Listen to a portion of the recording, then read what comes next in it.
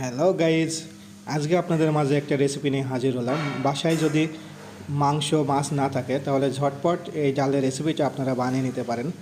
আজকে আমি আপনাদের মাঝে যে রেসিপিটা শেয়ার করছি সেটা হচ্ছে বুটের ডাল ভুনা। বুটের ডাল ভুনা হচ্ছে খুবই টেস্ট হয়।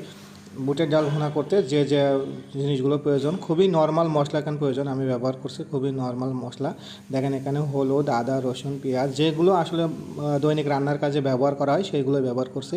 এরপর বুটের ডাল ভালোভাবে দিয়ে নিচ্ছি। ডালগুলো দেওয়ার পরে ভালোভাবে ভেজে নিচ্ছি। ডালগুলো ভালোভাবে ভাজার পরে দেখেন খুবই ভালোভাবে ভাজলাম, এবং ডালগুলো যত ভাজবেন তত ডালের কাঁচা গন্ধটা থাকবে না। এরপর হচ্ছে পরিমাণ মতো পানি দিয়ে নিচ্ছি।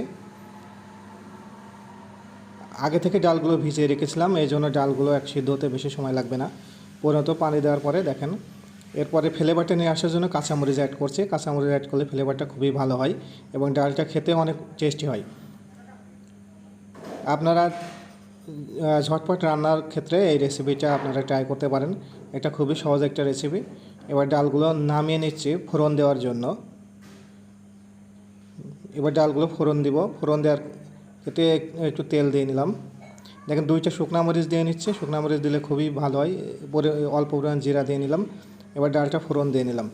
ডালটা ফোড়ন দিলে আসলে ডালের কালারটা দেখেন কত সুন্দর হয়েছে, অনেক গ্রেভি এবং অনেক টেস্টি এবং খুবই মজার হয় ডালটা। আর এই ডালটা খেতে এত মজা হয়, বাসায় যদি মাছ মাংস না থাকে তাহলে আপনারা খুব সহজেই এটা করে খেতে পারবেন। এটা ট্রাই করতে পারেন। এবার এটা রুটি দিয়ে খেতে অনেক মজা। সবাই আমার পেজটাকে ফলো করেন।